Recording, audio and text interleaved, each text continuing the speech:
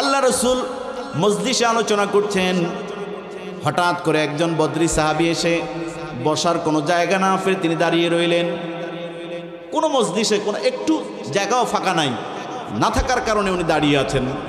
আল্লাহ রসুল সাল্লাল্লাহু আলাইহি ওয়াসাল্লাম বদরি সাহাবীদেরকে বদরের প্রান্তরে জীবন বাজি রেখে যেই সাহাবায়ে কেরাম ইসলামের পতাকাকে পথ করে সর্বপ্রথম উড়িয়ে দিয়েছিলেন, এই সাহাবায়ে কেরামদেরকে রাসূলুল্লাহ কলিজা দিয়ে মহব্বত করতেন, এদেরকে আলাদা সম্মান দান করতেন। জোরে কোন সুবহানাল্লাহ।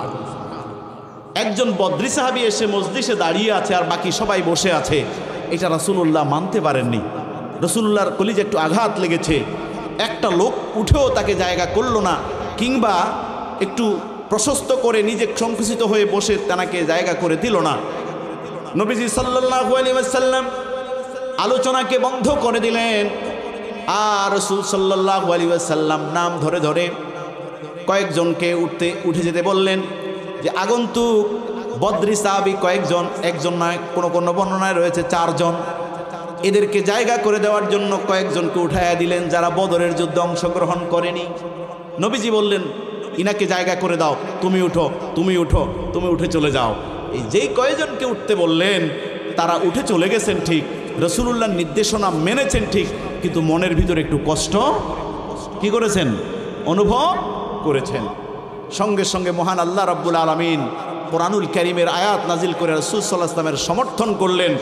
আর যারা মনে কষ্ট পেয়েছে তাদেরকে বললেন, শোনো, আজকে তুমি যে আরেক ভাইকে জায়গা করে দিলা, এটার জন্য মহান রাব্বুল আলামিন জান্নাতে তোমার জন্য জায়গা প্রশস্ত করে দিবেন। জোরে কোন সুবহানাল্লাহ। শুধু তাই নয়, প্রশস্ত, মুফাসসিরিন কিরাম বলেন, তোমার রিজকের মধ্যে আল্লাহ তাআলা প্রশস্ততা দান করবেন, সম্মানের ভিতরে প্রশস্ততা দান করবেন। তোমার অন্য জায়গায় আল্লাহ রাব্বুল আলামিন তোমার সম্মানটাকে আরো অনেক বেশি বুলন্দ করে দিবেন। জোরে কোন আল্লাহু আকবার। গিভ এন্ড টেক, লেনা দেনা। ইন তুকরিমনি উকরিমকা, যদি আপনি আমাকে সম্মান করেন আমিও আপনাকে সম্মান করব। বিষয়টা তো এরকমই নাকি? এটা হচ্ছে ইসলামের সৌন্দর্য। অনেক সময় আল্লাহ রাব্বুল আলামিনের এই কালামে হাকিমে এই আয়াতে কারিমা নাজিলের প্রেক্ষাপট বা মুফাসসিরিনে কেরাম যে বিষয়টা ইঙ্গিত করেছেন সেটা হলো রাসূলুল্লাহর দরবারে কেউ কেউ এসে নিজের সম্মান বৃদ্ধি করার জন্য অযথাও বসে থাকতো। কথা বুঝতেছেন আপনারা? রাসূলুল্লাহর দরবারে যদি অযথা মানুষেরা বসে থাকে, হুজুরকে মহাব্বত করে চতুর্পাশে ভিড় জমায়, ওনার বিশ্রামের প্রয়োজন, ব্যক্তিগত বিভিন্ন কাজকর্ম রয়েছে, অন্যান্য কার্যাবলী সম্পাদন করতে নবীজির কষ্ট হতো। যার কারণে আল্লাহ তাআলা বলেছেন, যখন উঠে যেতে বলা হয় তখন তোমরা কি করো? উঠে চলে যাও। নির্দেশনা যখন আসে বিদায় হয়ে এখান থেকে স্থান ত্যাগ করবে। এটা ইসলামের সৌন্দর্য। জোরে কোন সুবহানাল্লাহ। ওয়া ইযা কিলা ইনশুযু ফানশুযু ইয়ারফাইল্লাহুল্লাযীনা আমানু মিনকুম। তোমরা মনে করো না যে নবীজির কাছে বসে থাকলে সম্মান বৃদ্ধি পেয়ে যায়। নবীজির কাছে বসে সময় বেশি কাটালেই বা তার একদম কাছাকাছি অবস্থান করলে সম্মান বৃদ্ধি হয়। না না, এতে সম্মান বৃদ্ধি হবে না, বরং এতে অনেক সময় বিরক্তির কারণ হয়। শুনে রাখো, সম্মান বৃদ্ধির কারণ হচ্ছে 2টা। 1 নাম্বার হচ্ছে ঈমান, 2 নম্বর হচ্ছে ইলম অর্জন করা। যারা তোমাদের মধ্যে ঈমানদার এবং সাথে সাথে ইলমে দ্বীন অর্জন করেছে, এদের শান এবং মান মর্যাদা বুলন্দ করে দেওয়ার মালিক কে? আপনি যতই নিচে নামাইতে চান, আলেমদেরকে টেনে হিসড়ে নিচে নামায়া দিতে চান, কিন্তু যদি আল্লাহ তাআলা তাকে উঠান, আপনি আমি কি পৃথিবীর সব মানুষ টেনেও কি নামাতে পারবে? কথা কয় না, কথা কয় না। ইয়ারফাইল্লাহুল্লাযীনা আমানু মিনকুম ওয়াল্লাযীনা উতুল ইলমা দারাজাত। তোমাদের মধ্যে যারা ঈমান আনয়ন করেছে এবং যাদেরকে ইলম প্রদান করা হয়েছে, এদের সম্মান আল্লাহ তাআলা বুলন্দ করে দেন। ইয়ারফা, এটা প্রেজেন্ট এবং ফিউচার, বর্তমান ভবিষ্যৎকালের অর্থ প্রদান করে থাকে। মুজারের সিগা। আল্লাহ আলেমদের সম্মান দুনিয়াতেও বৃদ্ধি করে দিয়েছেন, এদের সম্মান মর্যাদা কিয়ামতে আখিরাতে আদালতও তাদেরকে বাড়িয়ে দিবেন। জোরে কোন সুবহানাল্লাহ। সুতরাং আলেমের মর্যাদা কম না বেশি? ইলমে দ্বীনের যারা আহরণ করে, অর্জন করে, কোরআনওয়ালা ইসলামওয়ালা যারা, তাদের সম্মান কম না বেশি? ইন জেনারেলি যারা ঈমান এনেছে তারা অন্যান্য সকল ধর্মের মানুষের চেয়ে অধিক সম্মানিত। বলে দিয়েছেন কে?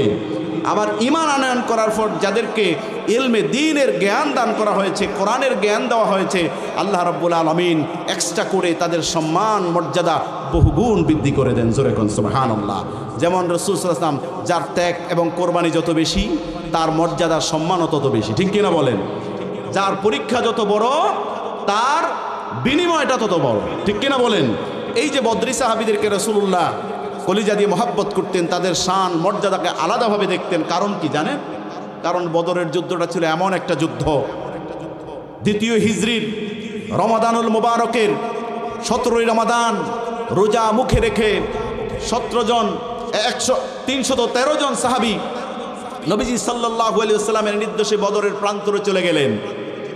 বদরের প্রান্তরে যাওয়ার পরে সেখানের পরিস্থিতিটা ছিল এরকম যে এই প্রান্তে পিতা আর ওই প্রান্তে হচ্ছে সন্তান, এই প্রান্তে সন্তান, অপর প্রান্তে পিতা, এই প্রান্তে চাচা, ওই প্রান্তে ভাতিজা।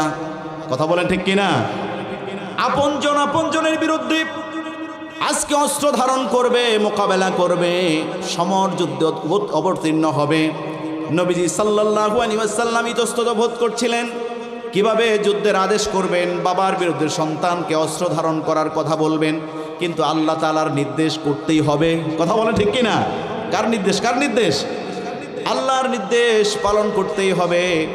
নবীজি যখন ইতস্তত বোধ করছিলেন, হযরতে মিকদাদ রাদিয়াল্লাহু তাআলা আনহু নবীজির একজন চৌকস সাহাবী, নবীজির চৌকস সাহাবী, তিনি নবীজির এই পরিবেশ পরিস্থিতি বুঝে বললেন, ইয়া রাসূলুল্লাহ, আপনি নির্দ্বিধায় আনদিব বিনা হাইসুমা তাশা লা নাকুলু লাকা মিসলা মা ক্বালা বনু ইসরাঈল লিমূসা ইযহাব আনতা ওয়া রাব্বুকা ফাকাতিলা ইন্না হাহুনা কাঈদুন বাল নাহনু নাকুলু ইযহাব আনতা ওয়া রাব্বুকা ফাকাতিলা ইন্না মাকুমা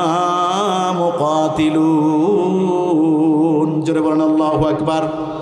নবীজির সাহাবী মিকদাদ রাদিয়াল্লাহু তাআলা আনহু বললেন, ইয়া রাসূলুল্লাহ, আপনি বিন্দু পরিমাণ কার্পণ্য করবেন না, আপনি ভয় পাবেন না, আমাদেরকে আপনি নিয়ে চলেন, যেখানে ইচ্ছা সেখানে আমাদেরকে নিয়ে যান। আজকে আমরা ওই বনি ইসরায়েলের মতো আপনাকে বলবো না, তারা তাদের নবীকে মূসাকে যেভাবে বলেছিল, তুমি আর তোমার রব গিয়ে ওদের সাথে যুদ্ধ করো, আমরা এখানে বসলাম, এই জাতীয় কথা আমরা বলবো না। বরং আমরা বলবো, হে নবী, আপনিও যান, আপনার রবও যাবে, আল্লাহ আমাদের সাথে থাকবেন, আর আপনাদের দুজনের সাথেই আমরাও লড়াই করব, আমরাও যুদ্ধ করব। জোরে কোন সুবহানাল্লাহ, নারায়ে তাকবীর। এবার রাসূল সাল্লাল্লাহু আলাইহি ওয়াসাল্লাম সাহস পেয়ে বললেন, আমার সাহাবীরা, কুমু ইলাল জান্নাতিল্লাতী আরদুহাস সামাওয়াতি ওয়াল আরদ, আমার সাহাবায়ে কেরাম, চলো চলো ওই জান্নাতের দিকে তোমরা ধাবিত হও, আমার সাথে আসো, যেই জান্নাতের প্রশস্ততা হচ্ছে আকাশ এবং জমিনের সমান। নারায়ে তাকবীর। সেই জান্নাতে আমরা যেতে চাই কিনা মুসলমান? সেই জান্নাতের দিকে চলো যেই জান্নাতের প্রশস্ততা হচ্ছে আকাশ এবং জমিনের মতো প্রশস্ত। তখন একজন সাহাবী, যার নাম হচ্ছে কামা উমাইর ইবনে হামাম ওয়া কানা ইয়াকুলু তামার, একজন বদরি সাহাবী যার নাম হচ্ছে উমাইর ইবনে হামাম, তিনি তখন খেজুর খাচ্ছিলেন, প্লেটের ভিতরে আরো কয়েকটা খেজুর রয়ে গেছে। নবীজির জবান থেকে যখন এই ঘোষণা চলে আসলো, উমাইর ইবনে হামাম রাদিয়াল্লাহু তাআলা আনহু চিন্তা করলেন, নবীজি জান্নাতের দিকে আহ্বান করতেছে, তার মানে জিহাদের ময়দানে শহীদ হলে পরে আল্লাহর জান্নাত। সুবহানাল্লাহ। আমি যদি এই খেজুরটা খাওয়ার জন্য অপেক্ষা করি, আমার জান্নাতে পৌঁছতে বিলম্ব হয়ে যাবে। অবশিষ্ট খেজুরগুলো হাত থেকে ছুঁড়ে মেরে উমাইর ইবনে হামাম রাদিয়াল্লাহু তাআলা আনহু জিহাদের ময়দানে ঝাঁপিয়ে পড়লেন। সুবহানাল্লাহ। সেই বদরের প্রান্তরে 14 জন সাহাবী শাহাদাত বরণ করেছিলেন। বদরের প্রান্তরে মুসলমানদের বিজয় এসেছে, সাহায্য করেছিলেন কে? সেই জিহাদের ময়দানে উমাইর ইবনে হামাম, সেই জান্নাতের পাওয়ার আশায় যিনি খেজুর খাওয়া বাদ দিয়ে হাতের খেজুরগুলো ছুঁড়ে মেরে জিহাদের ময়দানে ঝাঁপিয়ে পড়েছিলেন, তিনি ওই 14 জনের সাথে আল্লাহ তাআলা তাকে কবুল করেছেন। জোরে কোন সুবহানাল্লাহ। নবীজির সামনে যখন জানাজার নামাজ হাজির হলো, সাহাবায়ে কেরাম বললেন, ইয়া রাসূলুল্লাহ, এই হলো আপনার সেই উমাইর বিন হামাম, যে উমাইর নিজের হাতের খেজুরগুলো পর্যন্ত শেষ করে নাই, জান্নাতে যাওয়ার জন্য জিহাদের ময়দানে ঝাঁপিয়ে পড়েছে। আল্লাহর হাবিব বললেন, ইন্নাহু মিন আহলিহা, নিশ্চয় আল্লাহ রসুল হাতের ইশারা করে ওই উমায়ের ইবনে হামামের দিকে ইঙ্গিত করে বললেন, এই উমায়ের ইবনে হামাম যেই জান্নাতের আশায় জিহাদের ময়দানে ঝাঁপিয়ে পড়েছিল, অবশ্যই তিনি সে জান্নাতের মালিক, জান্নাতের অধিবাসী। আল্লাহু আকবার, নারায়ে তাকবীর। আমার প্রিয় বাবাজিরা, সুতরাং ইলমের মাধ্যমে, ইলমে দ্বীনের মাধ্যমে এবং ঈমানের মাধ্যমে সম্মান অর্জন করতে হবে। সম্মান শুধুমাত্র আলেমদের সাথে ঘেঁষলেই হয় না, নেতার সাথে সাথে হাঁটলেই হয় না, সেখানে আমাকে ইলমে দ্বীন আহরণ করতে হবে, আমাকে আল্লাহ রাব্বুল আলামিনের প্রতি গভীর ঈমান আমার মাঝে থাকতে হবে। তাহলে শান এবং মর্যাদা বাড়িয়ে দিবেন কে? জোরে কোন সুবহানাল্লাহ।